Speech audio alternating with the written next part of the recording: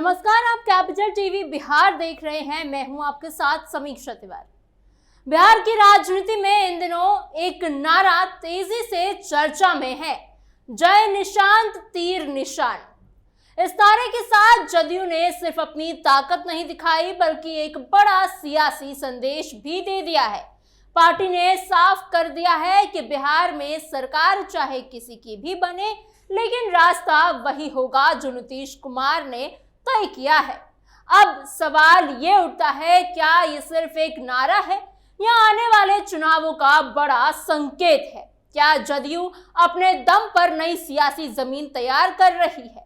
राजनीतिक जानकार मानते हैं कि इस बयान में गठबंधन की राजनीति के कई छुपे हुए मतलब हैं, यानी आने वाले समय में दोस्त और दुश्मन दोनों बदल सकते हैं। आखिर इस नारे के पीछे की असली कहानी क्या है और इसके क्या मायने निकल कर आते हैं, ये सब हम आपको बताएंगे आज अपनी स्पेशल स्टोरी में। नालंदा से बड़ा सियासी संकेत, बिहार की राजनीति में नई हलचल। बिहार की राजनीति इन दिनों एक नए मोड़ पर आकर खड़ी हुई नजर आ रही है और इसकी शुरुआत नालंदा जिले में आयोजित एक जनसंवाद कार्यक्रम में मानी जा रही है। इस कार्यक्रम में जदयू नेता नीरज कुमार ने मंच से जो ऐलान किया, उसने पूरे सियासी माहौल को गर्म कर दिया है। उन्होंने साफ शब्दों में कहा कि अब जदयू की कमान निशांत कुमार संभालेंगे। ये सिर्फ एक बयान नहीं था, बल्कि इसके साथ उन्होंने वहां मौजूद लोगों से हाथ उठाकर निशांत कुमार के समर्थन में सहमति जताने की अपील भी की। इस दौरान जय निशांत तीर निशान के नारे पूरे कार्यक्रम में गूंजते रहे, जिससे ये साफ हो गया कि पार्टी अब एक संदेश के साथ आगे बढ़ने की तैयारी में है। नीरज कुमार ने अपने संबोधन में ये भी कहा कि नीतीश कुमार ने दिल्ली जाने का फैसला कर लिया है और अब बिहार में जो भी सरकार बनेगी उसे नीतीश कुमार के रास्ते पर ही चलना होगा। उन्होंने ये भी दो टूक कहा कि नीतीश कुमार के तय किए गए मानकों से किसी भी तरह की छेड़छाड़ बर्दाश्त नहीं की जाएगी। उनके इस बयान को सिर्फ एक सामान्य राजनीतिक टिप्पणी नहीं मानी जा रही, बल्कि इसे एक मजबूत और सख्त संदेश के तौर पर देखा जा रहा है, जो आने वाले समय की राजनीति की दिशा तय कर सकता है। अगर इस पूरे बयान को ध्यान से समझा जाए तो इसमें एक साथ कई संकेत छिपे हुए नजर आते हैं। एक तरफ ये साफ है कि जदयू अब नेतृत्व के स्तर पर बदलाव की तैयारी कर रही है, वहीं दूसरी तरफ ये भी दिखता है कि पार्टी अपने मूल सिद्धांतों और नीतीश कुमार की बनाई हुई नीतियों से कोई समझौता नहीं करना चाहती। यही वजह है कि जय निशांत तीर निशान के नारे साथ साथ मानकों से छेड़छाड़ बर्दाश्त नहीं होगी जैसे सख्त लाइन भी सामने आई। राजनीति के जानकारों की नजर में ये पूरा घटनाक्रम काफी अहम माना जा रहा है। उनका मानना है कि यह सिर्फ एक कार्यक्रम नहीं था, बल्कि एक सोची समझी रणनीति का हिस्सा था।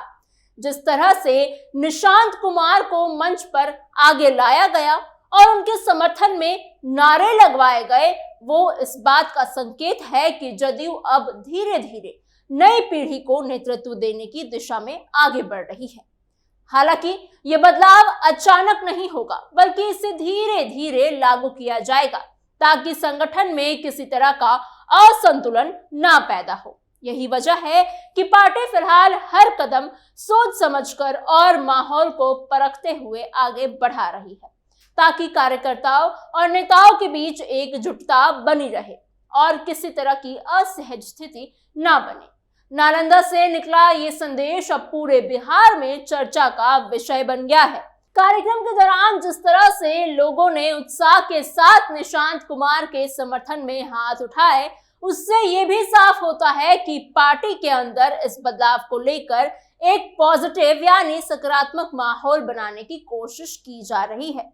जदयू के नए नेताओं ने भी इस पहल का स्वागत किया है और इससे पार्टी के भविष्य के लिए जरूरी कदम बताया है।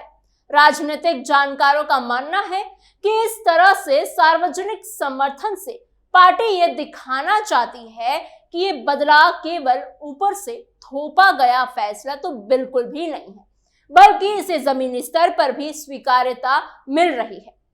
यहाँ ये भी ध्यान देने वाली बात है कि निशांत कुमार ने हाल ही में जदयू की सदस्यता ली थी और उसके बाद से ही उनकी सक्रियता लगातार बढ़ रही है। वो नियमित रूप से पार्टी कार्यालय पहुंच रहे हैं और अलग अलग कार्यक्रमों में भी हिस्सा ले रहे हैं।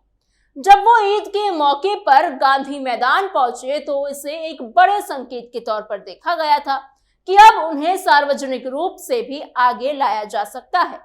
इस तरह के कदम ये दिखाते हैं कि पार्टी ने उन्हें धीरे धीरे एक बड़े नेता के रूप में स्थापित करने की कोशिश कर रही है और हो सकता है कि आगे वो बड़े नेता का रूप ले भी ले।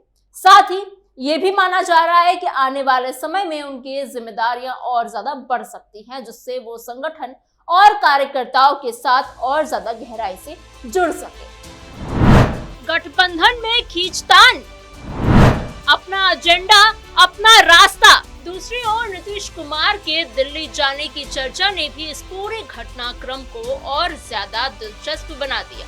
खबर है कि वो राज्यसभा के लिए निर्वाचित हो चुके हैं और अब राष्ट्रीय राजनीति में सक्रिय भूमिका निभा सकते हैं। अगर ऐसा होता है तो बिहार में नेतृत्व की जिम्मेदारी नई पीढ़ी को देनी ही होगी। यही वजह है कि निशांत कुमार को अभी से तैयार किया जा रहा है कि उन्हें पार्टी के भीतर एक अहम भूमिका दी जाए। हालांकि इस पूरे बदलाव के बीच कई सवाल भी उठ रहे हैं और सबसे बड़ा सवाल यही है कि क्या निशांत कुमार को जल्द ही कोई बड़ी जिम्मेदारी दी जाएगी, जैसे कि डिप्टी सीएम बनना या विधायक दल का नेता बनना। इसके अलावा ये भी सवाल है कि अगर नीतीश कुमार दिल्ली में रहेंगे तो क्या वो बिहार की राजनीति पर पहले जैसा नियंत्रण बनाए रख पाएंगे। इन सवालों के जवाब अभी साफ नहीं है, लेकिन आने वाले समय में स्थिति और स्पष्ट होगी। इस पूरे घटनाक्रम का एक और अहम पहलू एनडीए गठबंधन से जुड़ा हुआ है। राजनीतिक जानकारों का मानना है कि नीरज कुमार का सख्त बयान कहीं ना कहीं बीजेपी को भी संदेश देने की कोशिश है। जदयू ये दिखाना चाहती है कि वो अपनी पहचान और अपने एजेंडे से समझौता बिल्कुल नहीं करने वाली, चाहे सरकार किसी की भी बने, लेकिन काम करने का तरीका वही रहेगा जो नीतीश कुमार ने तय किया है। ये एक तरह से गठबंधन के भीतर अपनी ताकत दिखाने का भी तरीका माना जा रहा है। इसके साथ ही ये बयान विपक्ष के लिए भी एक संकेत है। जदयू ये बताना चाहती है कि वो पूरी तरह से किसी एक खेमे में बंधी हुई नहीं है और जरूरत पड़ने पर अपने विकल्प खुले रख सकती है। बिहार की राजनीति में ये लचीलापन हमेशा से देखा गया है और यही वजह है कि यहाँ की सियासी समीकरण समय समय पर बदलती रहती है। जय निशांत तीर निशान का नारा अब सिर्फ एक नारा नहीं रह गया है, बल्कि ये एक बड़ा राजनीतिक संदेश बन चुका है। ये बताता है कि जदयू आने वाले समय में किस दिशा में आगे बढ़ना चाहती है। इसमें एक तरफ नीतीश कुमार की विरासत है तो दूसरी तरफ नई पीढ़ी और नए सोच की झलक भी साफ दिखाई देती है। ये संतुलन ही जदयू को आगे की राजनीति में और रणनीति को तय करेगा। इस पूरे घटनाक्रम ने बिहार की राजनीति में अब एक नई बहस को जन्म दे दिया है। लोग ये जानना चाहते हैं कि क्या ये सिर्फ एक रणनीति है या फिर वास्तव में नेतृत्व परिवर्तन की शुरुआत हो चुकी है। इसके साथ ही ये भी देखना होगा कि जदयू की ये नई लाइन दूसरी दलों को किस तरह प्रभावित करती है और क्या वो भी अपनी रणनीति में बदलाव करते हैं या नहीं। आने वाले समय में बिहार की राजनीति और भी ज्यादा दिलचस्प होने वाली है। एक तरफ अनुभव और पुरानी नीतियां हैं तो दूसरी तरफ नई पीढ़ी और नई सोच है। इन दोनों के बीच संतुलन बनाना ही सबसे बड़ी चुनौती होगी। जदयू ने इस दिशा में पहला कदम अब उठा लिया है और अब सभी की नजर इस बात पर होगी कि ये कदम आगे किस दिशा में जाता है। अंत में यही कहा जा सकता है कि नालंदा से निकला ये संदेश सिर्फ एक जिले तक सीमित नहीं रहेगा, बल्कि इसका पूरा असर पूरे बिहार की राजनीति पर पड़ेगा। ये एक ऐसा बदलाव की शुरुआत हो सकती है जो आने वाले सालों में राज्यों की सियासत की नई दिशा देगा।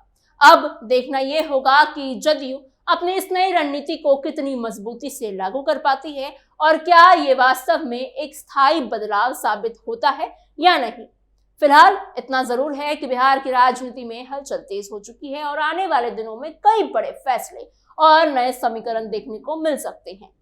यही वजह है कि इस पूरे घटनाक्रम पर सभी की नजर बनी हुई है और हर कोई ये समझने की कोशिश कर रहा है कि ये बदलाव आखिर किस दिशा में जाएगा और इसका असर कितना गहरा होगा, क्योंकि अभी सीएम फेस का भी अनाउंस होना बाकी है। अभी अटकलें लगाए जा रहे हैं कि क्या भाजपा से अपना नया सीएम चुना जाएगा या फिर जदयू से किसी नए चेहरे को आगे किया जाएगा। ऐसे में बिहार की राजनीति में आने वाले दिनों में बहुत कुछ बदलने वाला है।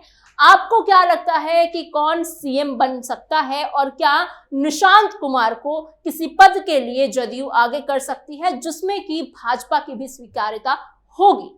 इस पर आप हमें कमेंट बॉक्स में जरूर बताइएगा। ऐसी ही खबरों के लिए बने रहिए कैपिटल टीवी बिहार के साथ।